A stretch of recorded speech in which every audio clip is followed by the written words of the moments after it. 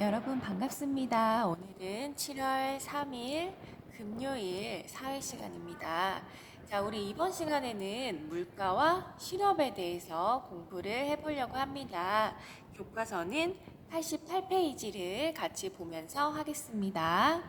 자, 먼저 88페이지에 생각을 여는 활동을 먼저 볼게요.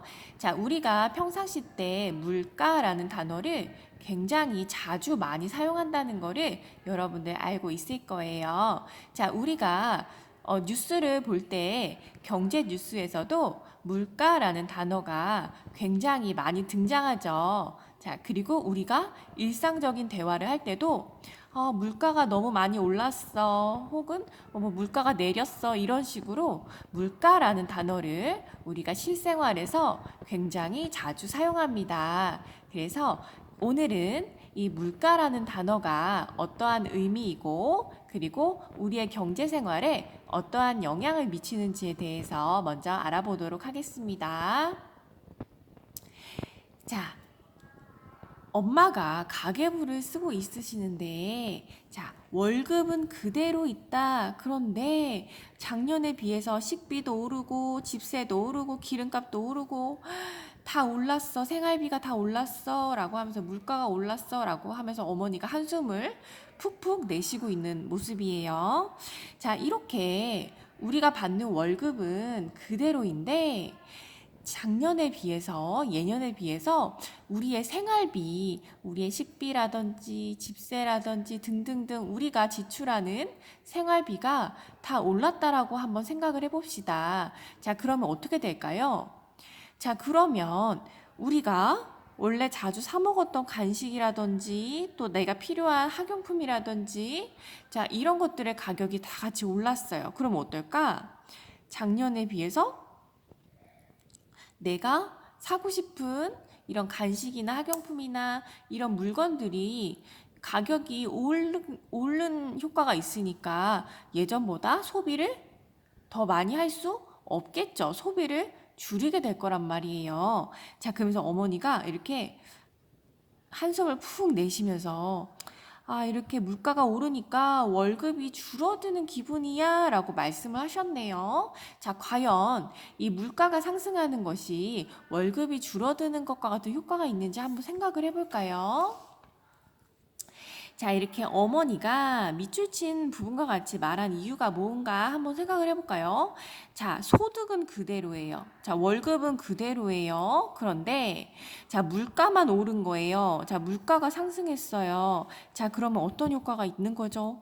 자, 이렇게 되면 가격이 우리가 소비하는 소비 물품의 가격이 다 상승을 한 거기 때문에 우리가 소비할 수 있는 양이 어떻게 되는 거예요? 소비할 수 있는 재화나 서비스의 양은 그치 줄어드는 게 효과가 있는 거죠. 감소하는 효과가 있단 말이에요. 그렇기 때문에 어머니가 이렇게 한숨을 푹 내쉬면서 말씀하셨던 이렇게 월급이 줄어드는 기분이야라고 하는 말이 사실 맞는 거죠. 그쵸? 물론 명목상으로 드러나는 지표로는 물론 이렇게 눈에 보이는 걸로는 월급이 그대로인 것 같아 보이지만 사실 다른 물가가 다 올랐다면 사실상으로는 실질적으로는 월급이 줄어드는 것과 마찬가지의 효과가 있다라는 거예요. 자, 만약에 이렇게 다 물가가 상승하는 현상이 나타나게 된다면, 자, 우리 가족에게 어떤 영향을 미칠지 한번 이야기해 볼까요? 자, 이렇게 우리 가족이 월급은, 소득은 그대로 있는데, 물가만 오른 거예요. 가격이 다 올랐어요. 자, 그러면 어떤 효과가 있을까? 일단 소득이 줄어든 거나 마찬가지겠지. 그러면 소득이 감소한 효과가 있는 거예요. 자, 그러면 어떻게 될까? 소득이 줄었어요. 그러면 우리가 예전에 소비하던 것만큼 그렇게 소비할 수 있을까요? 그렇지 않겠죠. 소비를 줄일 수밖에 없게 된단 말이에요. 그러면 소비가 감소하는 효과가 있겠죠. 자, 그러면, 자, 이제 소비가 감소했어요. 자, 그러면 내가 좋아하는 간식도 예전만큼 사 먹을 수가 없어. 먹고 싶은 것도 참아야 돼. 그리고 내가 필요한 물건이 있어서 사고 싶어도 살 수가 없어요. 그러면 어떻게 될까? 내가 예전에 느꼈던 그런 행복감, 삶의 만족감, 이런 게 떨어지겠죠. 그런 거를 즉, 뭐라고 얘기하는 거야? 삶의 질이 감소했다, 하락했다. 자, 이렇게 얘기를 할 수 있다라는 거예요. 자, 이렇게 물가라는 거는 우리의 실생활, 우리의 경제 생활에 굉장히 밀접한 관련을 맺고 있고 중요합니다. 자, 그래서 일단 물가가 정확하게 무슨 뜻인지에 대해서 먼저 살펴볼게요. 자, 89쪽 위에 물가의 의미 있죠? 여기를 한번 같이 보겠습니다. 자, 상품 가격이 변화되면, 오르거나 떨어지게 되면, 자, 우리 가게에, 우리 집 개인 소비자들에게 소비 활동과 또한 우리 기업의 생산 활동에 영향을 미치죠. 뿐만 아니라 우리 국민 경제 전체에, 국가 전체에도 큰 영향을 미치게 됩니다. 그렇죠. 자, 이렇게 시장에서 거래되는 여러 상품의 가격을 종합해서 평균한 것을 우리가 물가라고 얘기를 합니다. 자, 우리 시장에서 거래되는 재화나 서비스 굉장히 종류가 다양하죠. 자, 그것들의 가격을 종합해서 다 더한 다음에 평균을 구한 거래요. 그거를 이제 물가라고 얘기를 합니다. 자, 그런데 이 물가라는 아이는 오를 수도 있고 내릴 수도 있는 거예요. 그런데 이제 시간이 지나면서 자연스럽게 조금씩 물가가 상승하는 거는 자연스러운 현상입니다. 자, 정부에서는 자 매년 이 물가가 어떻게 움직이는지, 물가가 올라가는지 내려가는지 아니면 변화가 거의 없는지, 자 이렇게 움직임을 파악을 해야 되겠죠. 그래서 그 움직임을 파악해서 그에 맞는 대응을 해야 되잖아요. 그게 정부에서 하는 역할이죠. 그렇기 때문에 항상 이 물가 지수를 항상 조사해서 작성을 합니다. 국가에서 매년 하고 있어요. 자, 그래서 이 물가 지수는 종류가 여러 가지가 있는데 그 중에서도 가장 대표적인 거 두 가지가 있어요. 하나는 소비자 물가지수라는 게 있고 또 하나는 생산자 물가지수라는 지표가 있습니다. 자, 이 소비자 물가지수라는 거는 말 그대로 소비자 입장에서 구한 물가를 말하는 거고, 생산자 물가 지수라는 거는 생산자 입장, 즉 기업의 입장에서 기업 간에 거래되는 그런 재화나 서비스가 있겠죠. 그것들을 이제 대상으로 조사한 게 생산자 물가 지수입니다. 자, 우리 여기 89쪽 밑에 보면 개념 쏙 사례 콕 여기 나와 있어요. 여기 보면은 소비자 물가 지수에 대한 내용이 나오니까 우리 요거를 먼저 한번 볼게요. 자, 소비자 물가 지수라고 하는 것은 소비자들이 주로 구매하는 상품들의 가격으로 이 물가 지수를 산출해 냅니다. 그래서 소비자들이 주로 구매하는 거예요. 주로 구매하는 거. 그러니까 주로 구매하는 건 뭐예요? 우리 모든 국민들이 보편적으로 대부분 우리가 일상적으로 자주자주 구매하는 물품들 있죠. 그런 걸 말하는 거예요. 그러니까 생필품을 말하는 거예요. 그러면 우리 마트에 가서 이제 생필품 가격들을 조사해요. 예를 들자면 이런 거야. 뭐 화장지라든지, 그다음에 뭐 비누라든지, 그다음에 뭐 쌀이라든지, 그다음에 뭐 시금치, 배추 막 이런 것들은 우리 모든 사람들이 다 살아가기 위해서 필수적으로 필요한 생필품들이죠. 그리고 자주자주 구매하는 그런 상품들이란 말이에요. 자, 그러면 정부에서 이렇게 국민들이 주로 구매하는 이런 상품들 목록을 정해요. 그래서 그 목록을 리스트를 정한 다음에 그것들의 가격을 매달 조사합니다. 그래서 매달 조사해서 그것들을 이제 평균을 내요. 그러면 이 물가 지수가 산출이 되겠죠. 그래서 이번 달은 지난달에 비해서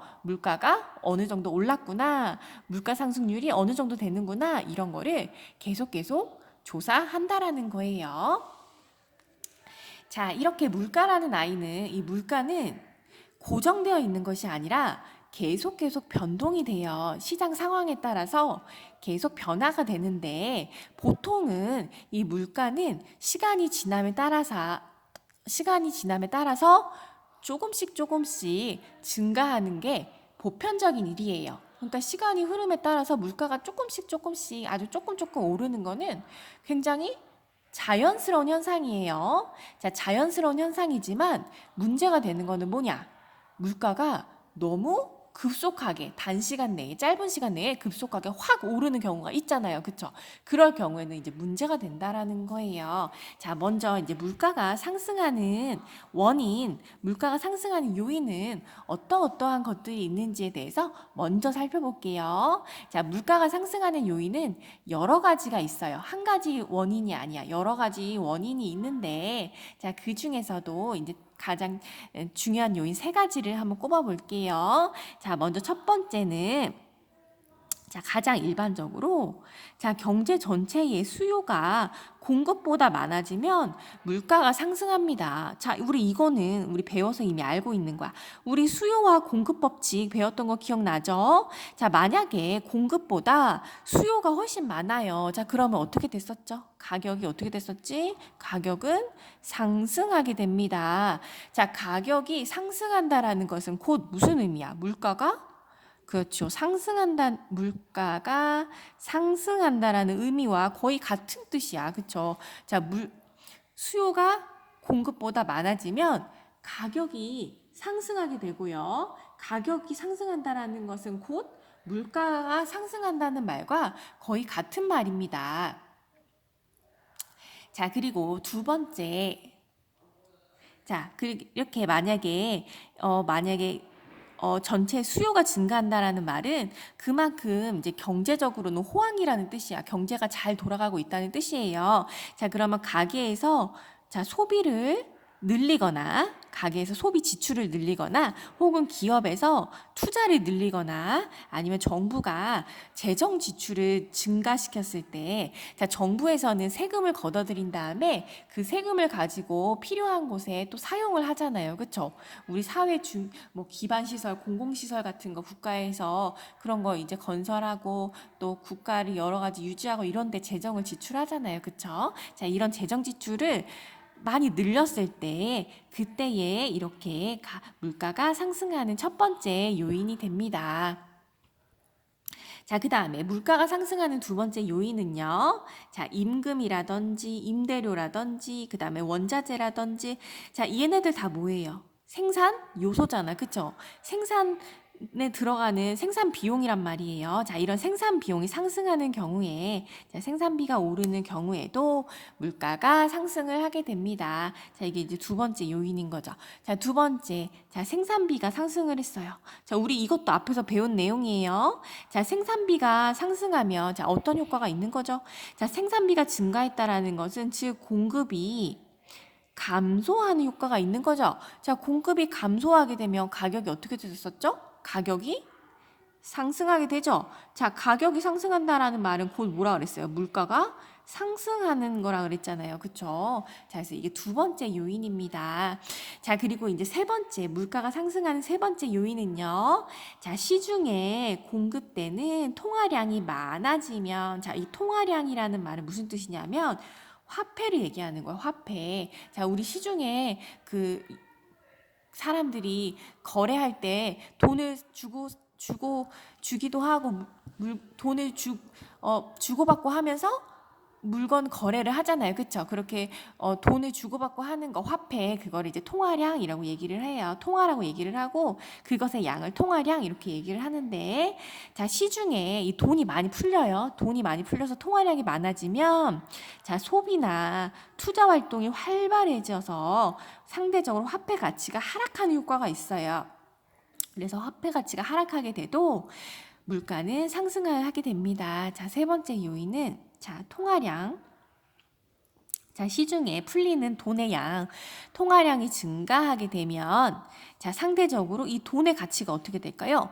자, 우리 돈이 시중에 많이 풀렸어요. 돈이 흔해졌어. 그러면 상대적으로 그 가치는 더 높아질까요? 떨어질까요? 그렇지. 가치는 떨어진단 말이에요. 뭐든지 그게 흔해지면 가치가 떨어지는 거예요. 그래서 화폐 가치가 하락하는 효과가 생깁니다.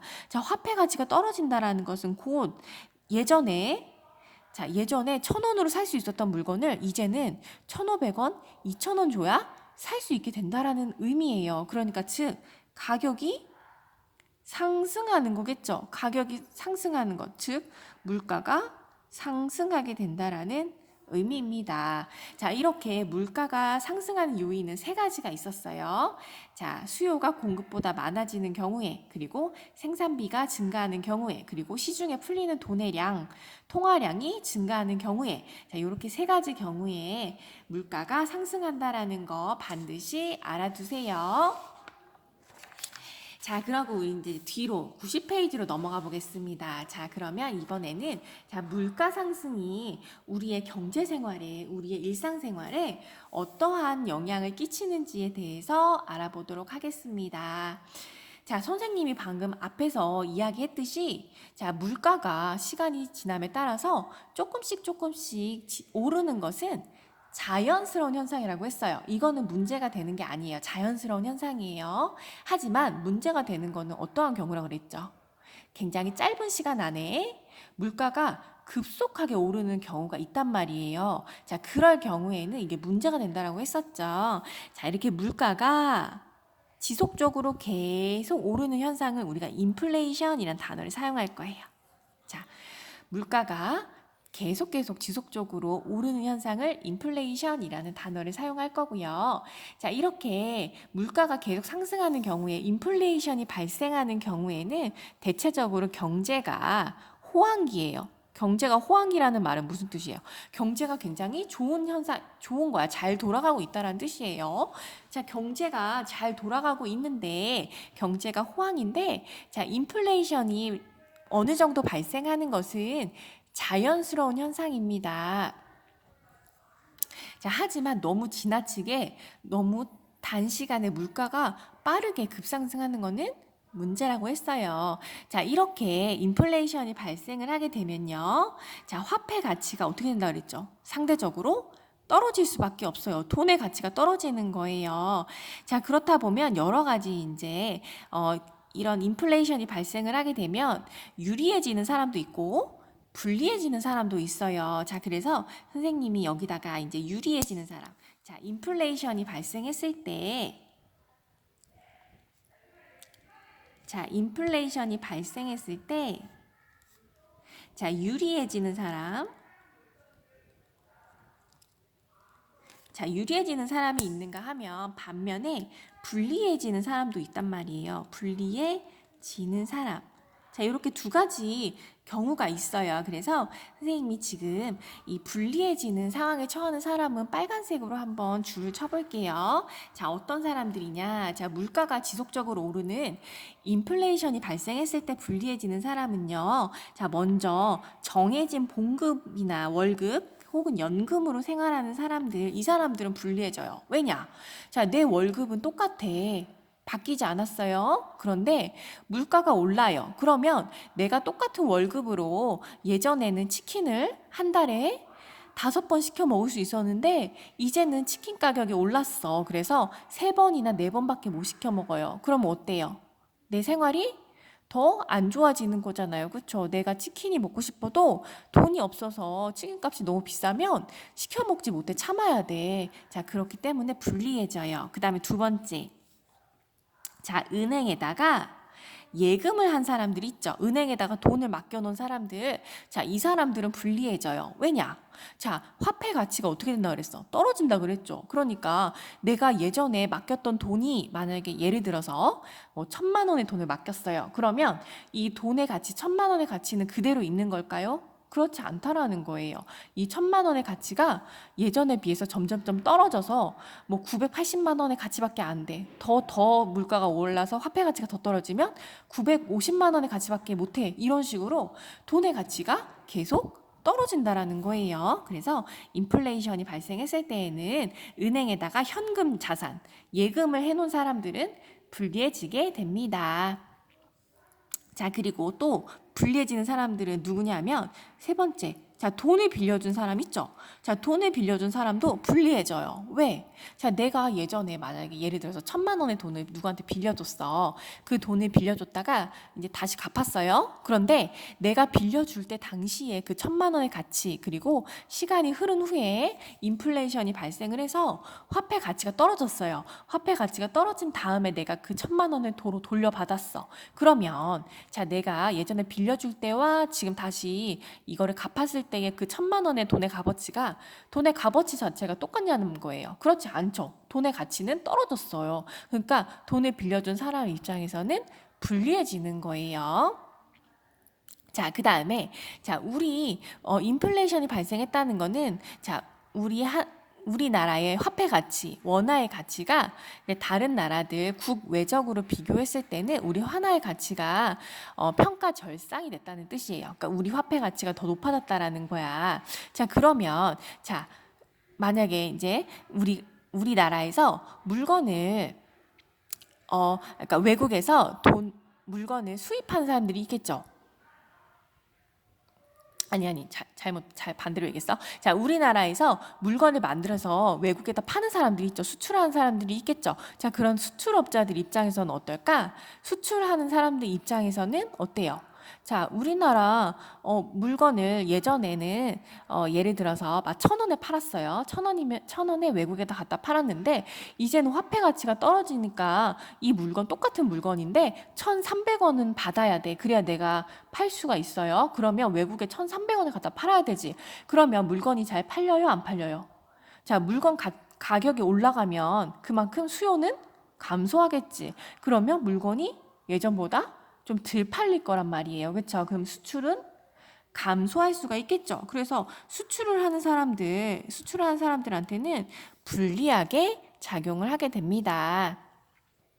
자, 이렇게 불리해지는 사람들 이렇게 4가지가 있었어요. 하나는 이제 정해진 똑같은 월급이나 연금을 받아서 생활하는 사람들, 그 다음에 은행에다가 예금과 같은 그런 현금 자산을 보유하고 있는 사람들, 그리고 돈을 빌려줬던 사람들, 그리고 수출업자, 외국에다 물건을 판매하는 수출업자들, 이 사람들은 인플레이션이 발생하면 불리해지는 사람들이에요. 자, 그 다음에 반면 유리해지는 사람도 있단 말이야. 그러면 유리해지는 사람들은 어떤 사람들이냐 하면, 자, 먼저 첫 번째.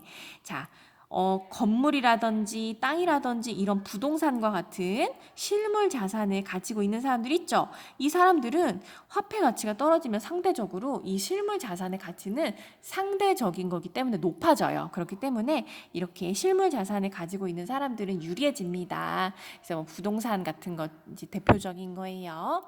자, 그 다음에 돈을 빌린 사람 입장에서도 유리해져요. 왜? 화폐 가치가 떨어졌으니까 내가 예전에 돈을 빌릴 때의 그 가치가 똑같은 그 액수의 돈을 다시 갚는다라면 그 화폐 가치는 그만큼 떨어져 있는 거기 때문에 돈을 빌린 사람 입장에서는 유리합니다. 자, 그리고 또 유리한 사람이 있어요. 누구냐? 자, 외국으로부터 물건을 수입해서 우리나라에 갖다 파는 사람들 있죠. 그 사람들은 유리해. 자, 외국에서 수입한 사람들은 유리해요. 자, 왜냐하면, 자, 예를 들어 볼게요. 자, 만약에 1달러의 가치가 예전에 우리나라가 예를 들어서 한 1,000원이었어요. 원래 1,000원이었는데, 자, 1달러를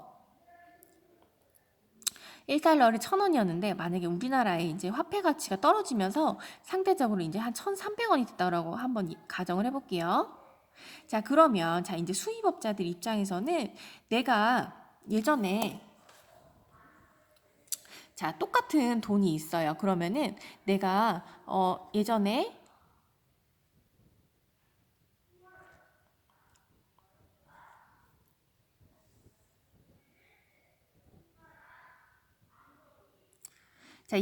내가 만약에 똑같은 양의 물건을 수입해서 올 때 예전에 만약에 1달러를 내가 1,000원에 샀었을 때보다 1,300원에 산다고 하면은